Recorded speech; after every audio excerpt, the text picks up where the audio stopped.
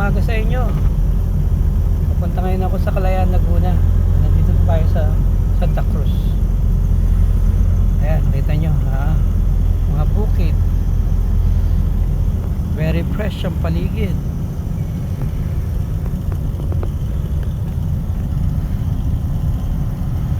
Ayan. Kita nyo ang likod. Oh, sumusunod sa atin. Matutok pa. Sobrang tutok niya. Oh, ano ba yan sa perto? Sobrang tutok. Oh. Mamaya pag pumreno ako, mababangga mo ako sigurado. Pero balik tayo dito sa ating vlog.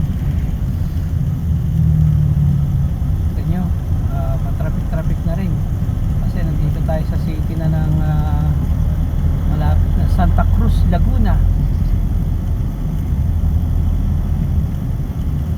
Ayan, hindi na pa ako umalis, bandang mga bago mag alas 5.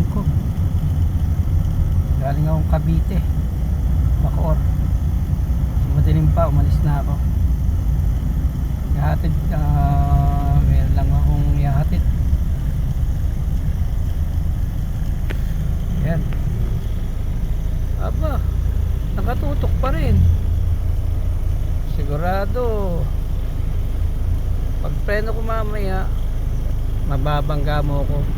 Nakakainis na to kanina pa to Ayan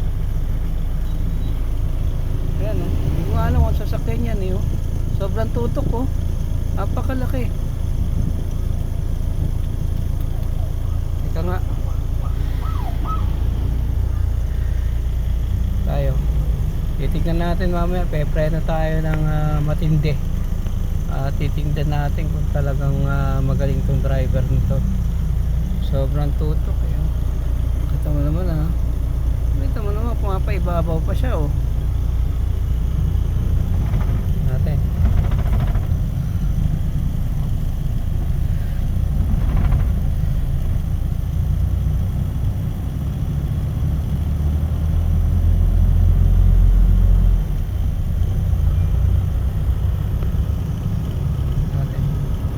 Grabe ka hoy, sobrang tutok na yan. Ako,